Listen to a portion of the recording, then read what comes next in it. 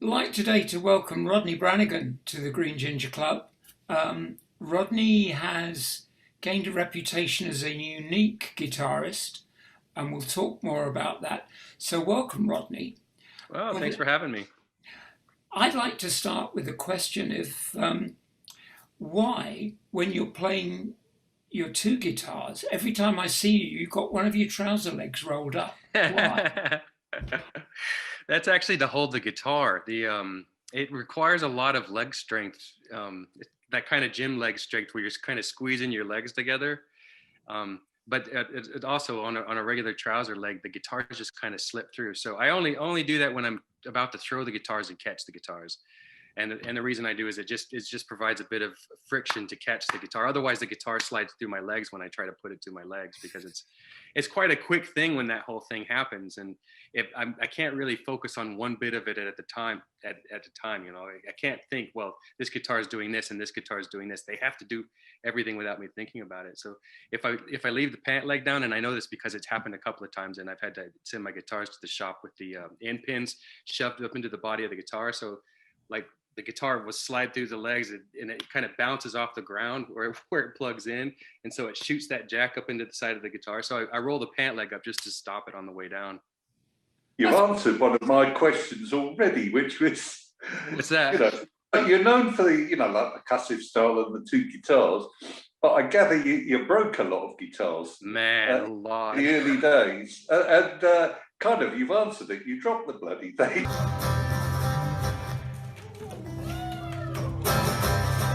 When I first really started out, my first, I guess, 2 or 3 years on the road were probably my most expensive as far as guitars.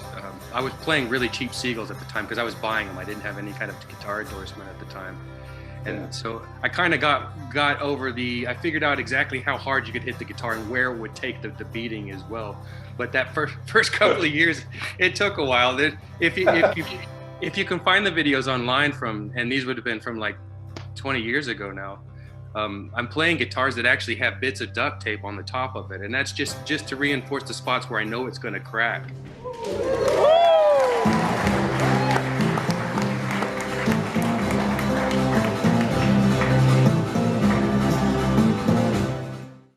Can you remember the moment when you thought, "Ah, I've got this idea"?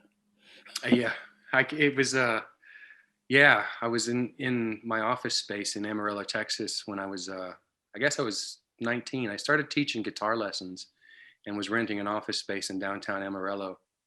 And my last guitar student of the day, he came about 8 o'clock in the evening. He came after work. He was in his 40s.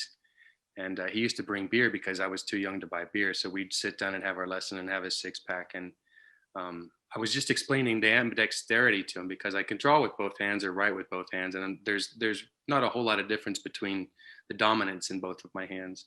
So I was drawing a picture and drawing, in particular, I was drawing a face, and I was drawing a nose at the same time that I was drawing the ear. And he just asked me out of the blue if I could play two guitars at the same time. And I had been working, because of the percussion thing, working on a technique where I was dividing the six strings into two sets of three, and figuring out how to make different counter melodies on those things. And that technique just went immediately into, here's another guitar, put it on my lap, and oh my God, I'm doing this. And it was kind of that kind of moment where he dared me to do it. He handed me his guitar. I started doing it, and then stayed in my studio till As a 4 in the gimmick, I morning. can see it working really well. Mm. What about musically? Does it give you an additional musical dimension?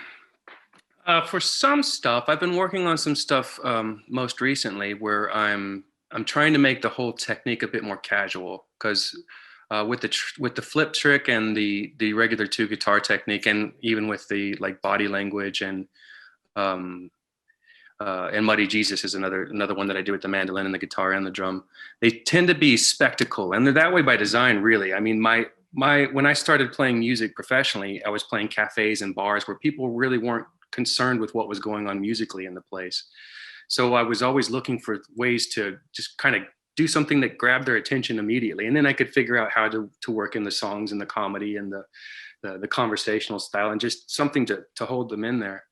And then over the last few years, I just kind of started taking those techniques and figuring out how to divide them up. And to answer your question, the additive that the two guitars adds to me is not so much that it adds a complexity as that it adds a bigger spectrum. So the two parts that I'm playing on the two instruments on one guitar would sound relatively the same, but the fact that they're being played on two guitars, it becomes a stereo sound. And it if you close your eyes, it becomes a wider thing and a bigger thing than just me playing the single guitar.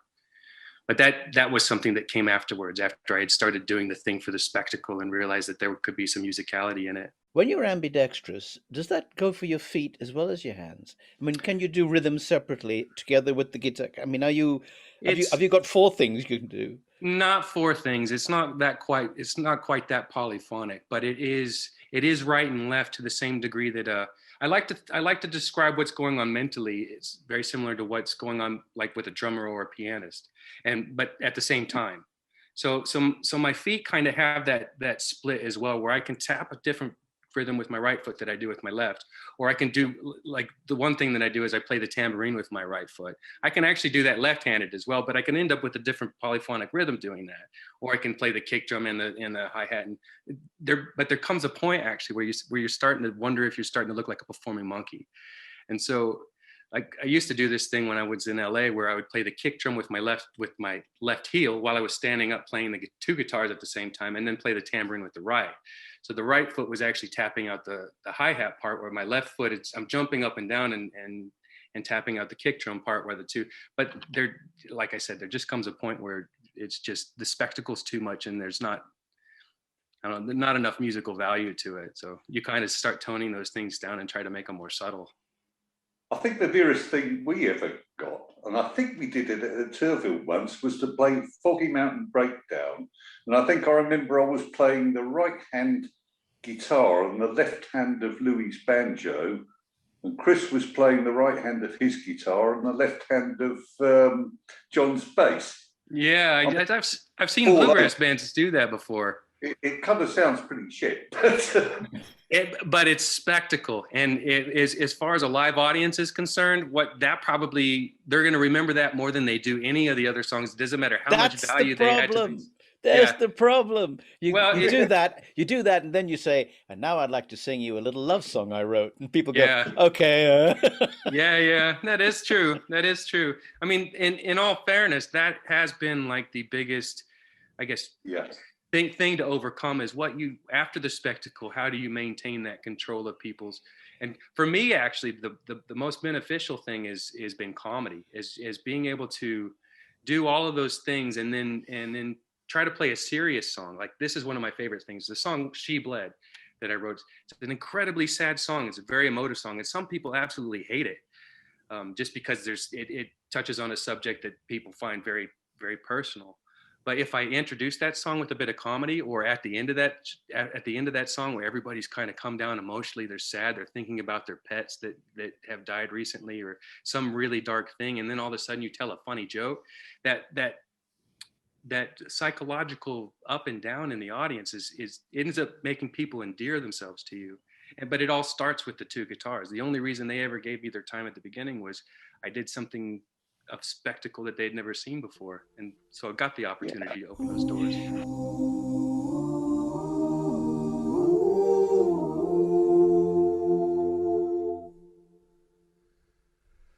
I know that the fools will come to start our revolution, to raise the sun. We're gonna lose our minds till she comes back again. I know that the fools will come to start a revolution, to raise a song. We're gonna lose our minds till she comes back again.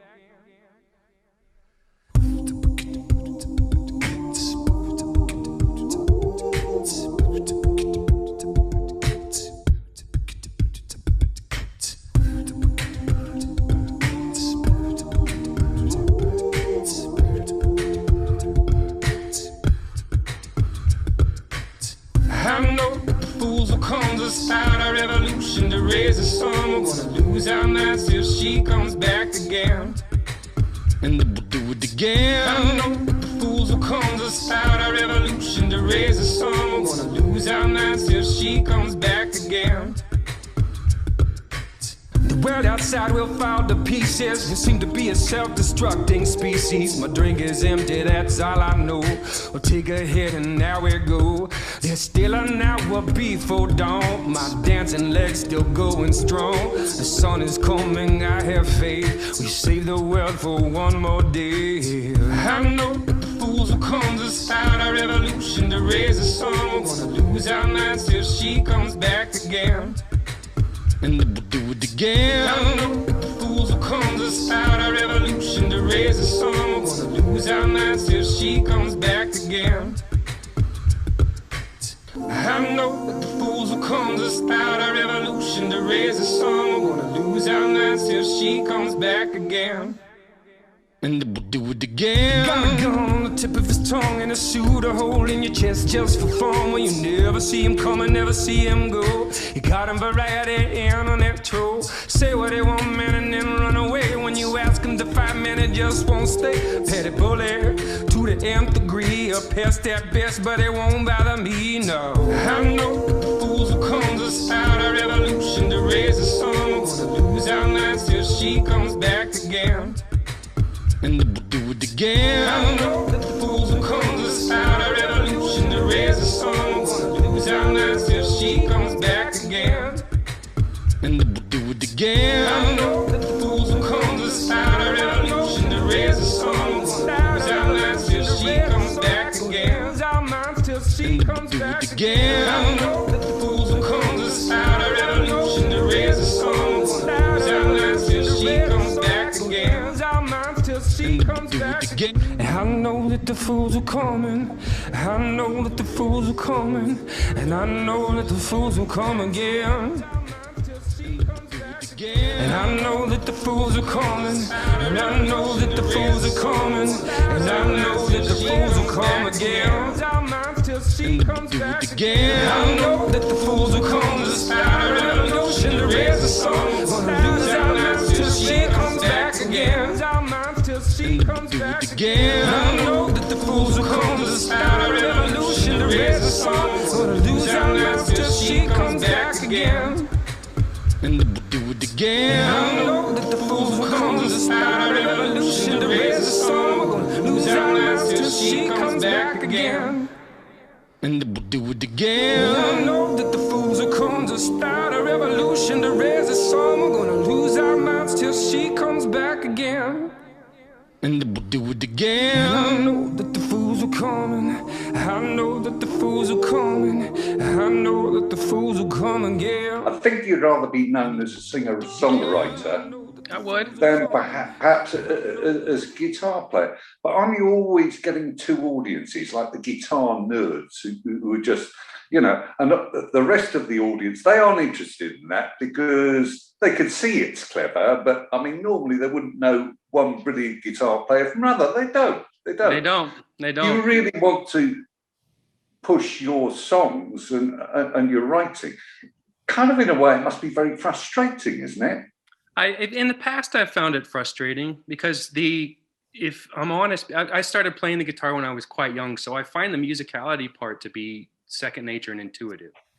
So I can just sit but as far as the actual structuring of songs, that's what I've spent the most time working on, is how you put words in a way that will make contact with somebody on a personal level, and how you put the music to that in such a way, you know. And that's the thing. So it feels like you're kind of underappreciated, but at the same time, I'm still making music. I'm 43 years old right now, and I'm still, for the most part, other than the pandemic, making music professionally. And so all that ego of well, I would appreciate it if they'd love the music. I don't know. But you can learn from somebody you've played with, and that's Tommy Emmanuel, because he does that, doesn't he? He does something spectacular, and then he'll have to play a slow song that he wrote. Yes. And that's very difficult to bring the audience to concentrate on that, which is, I guess, why he does his encore is the piece that he plays without touching a string. He just plays the whole thing by beating the guitar. You can't follow that. No. You that is kind of end up being the thing, is you end up making that thing that does become very difficult to follow. like when I walk out and do the two guitars as the first track, which quite often at festivals, especially if I'm or at a Tommy Emmanuel show, when I opened up for him last year at Celtic Connection, I know he's going to go out in there and blow the audience away. So I'm going to go out there with guns blazing.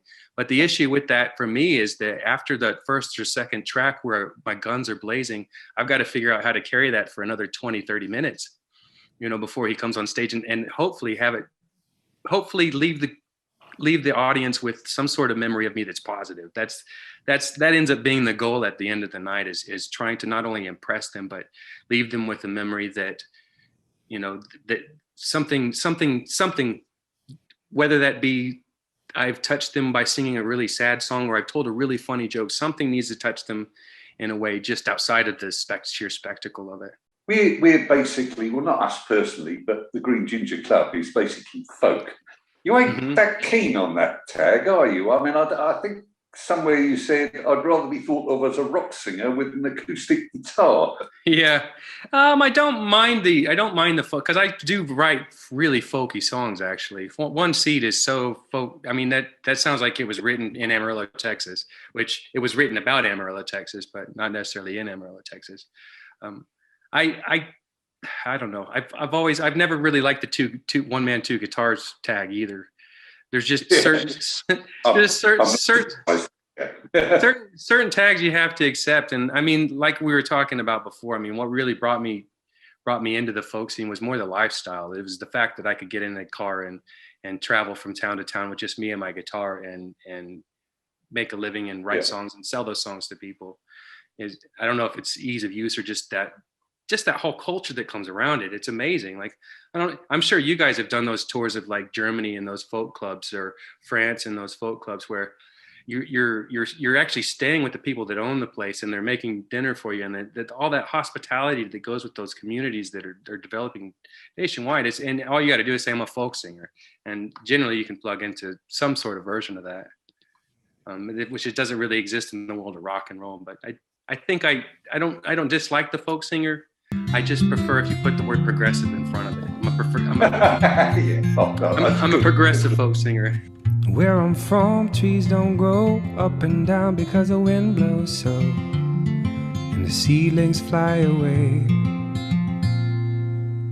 Looking for a soft place to land, it's fertile ground where a tree might stand, grow tall and join the sway. Plant their roots so far from home. The journey starts off fast but all alone. One day a forest will be made. Takes one seed and a little rain. One seed, one seed. Hasn't rained for 5 years now, not a trickle, not a drop comes down. I think farming's had its day.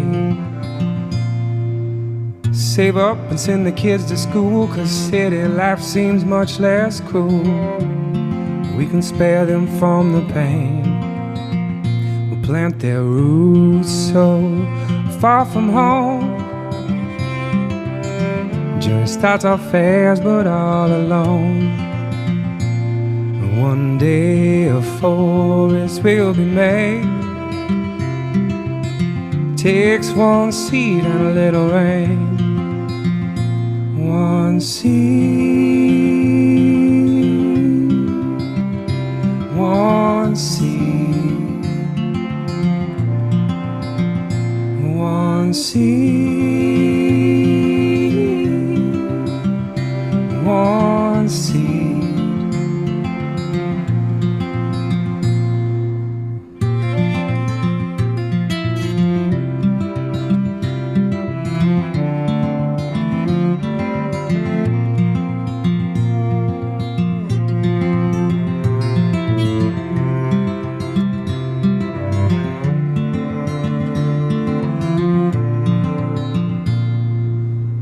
Where I'm from, trees don't grow up and down because the wind blows so, and the seedlings fly away.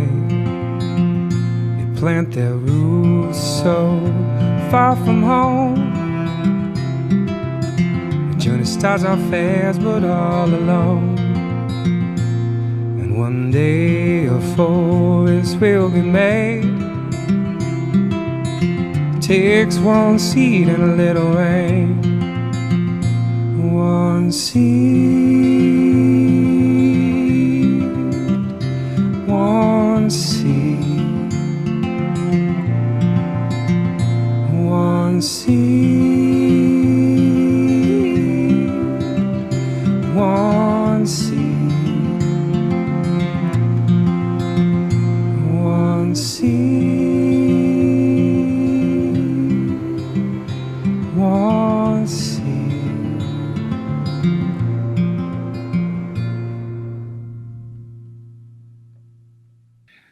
Now, we spoke about worst gigs. What was it like when you got the phone call to say, hey, Paloma Faith called off, would you come and play on the stage? It was mental. I was on the other side of the country, actually. And I actually did not believe that that was the course of the conversation, because the guy that called me was the guy that runs the Hilton Workingman's Club. So that's Michael Eavis's local. And I had only just played there the night before. And Michael happened to be there.